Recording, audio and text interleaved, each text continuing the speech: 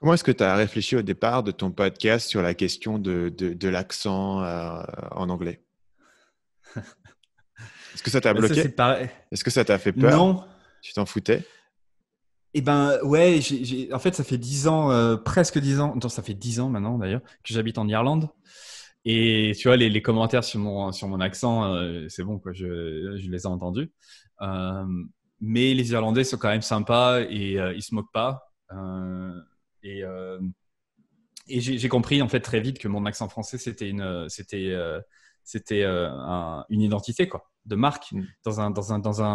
dans un milieu hyper américain, hyper anglophone, avec les accents qu'on connaît bien des séries télé. Le fait d'avoir un accent bien franchouillard euh, sur un podcast dans un marché américain, ça m'a permis tout de suite, en fait, les gens sont connectés là-dessus. Les emails que je recevais, c'était genre bonjour, bonjour au début.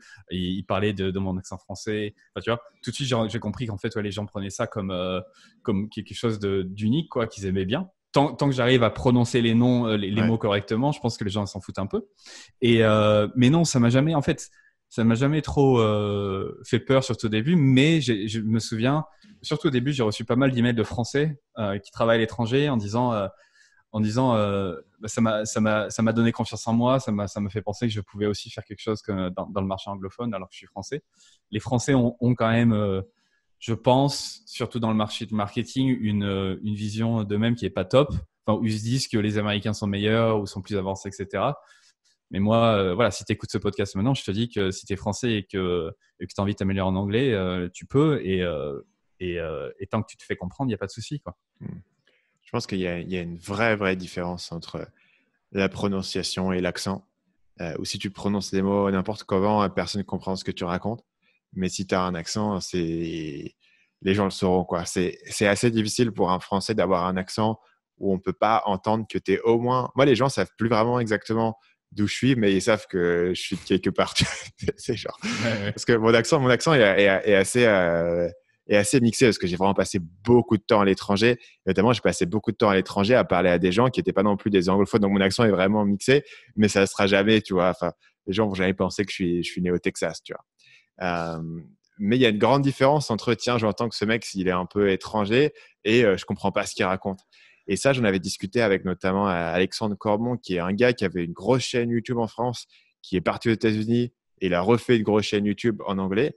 Et en fait, il disait que les gens l'écoutaient en anglais, mais il a juste fallu qu'il réapprenne vraiment la prononciation et dire les trucs correctement, tu vois.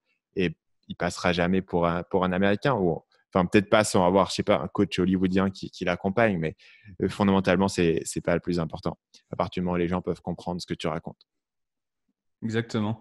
Mais c'est comme c'est Arnold Schwarzenegger, par exemple, qui a toujours un accent après des dizaines d'années passées aux États-Unis. Mm. Il a toujours un petit accent, tu vois, et sa voix est reconnaissable. Et ça, c'est quelque chose qui est primordial. Et ça, c'est une leçon aussi que j'ai apprise au fur et à mesure de ce podcast-là, c'est qu'en fait, il faut vraiment être à l'écoute de ce que les gens reconnaissent vers toi, tu vois. Les choses, Mhm. en fait, les choses que tu prends toi pour argent comptant, parce que tu es toi-même et tu te connais, etc., tu prends toutes les choses que tu fais pour argent comptant, mais ce que les autres ne prennent pas pour argent comptant et remarquent comme quelque chose d'un peu original. Et ça, voilà, l'accent, tout de suite, j'ai su, attention, faut que je continue de pousser avec mon accent Ouais. français, il n'y a pas besoin Il voilà. faut Le bonjour, l'exagérer. bonjour, Hello, welcome pas to my forcément. podcast. Non, ça, tu vois, non, mais je me suis dit, j'ai pas besoin non plus d'essayer de l'enlever, quoi, tu vois. Ouais. Le bonjour, bonjour, au début, je sais pas pourquoi j'ai commencé à dire ça, mais en fait, au début de chaque épisode, je dis bonjour, bonjour and welcome to everyone hates marketers. Mais Ouais. tout le monde s'en souvient. Et ça, c'est deux trucs où je me suis dit, attention, là, ouais, il y a quelque chose d'intéressant. Le no bullshit aussi, enfin, tu vois, juste le mot no bullshit, c'est pas forcément quelque chose que j'ai poussé au début par design, quoi. Mais c'est quelque chose que les gens, en fait, répètent. Et ça, en tant que marketeur, et ça, c'est valable pas que sur un podcast, c'est valable pour tout. Il faut vraiment être à l'écoute de ce genre de petits trucs, de ces petits composants que les gens remarquent parce que c'est les choses qui te permettent de créer une identité qui est vraiment à toi et que les gens remarquent. Et c'est super important voilà, d'être toujours à l'écoute de ces petits trucs, ces petits détails.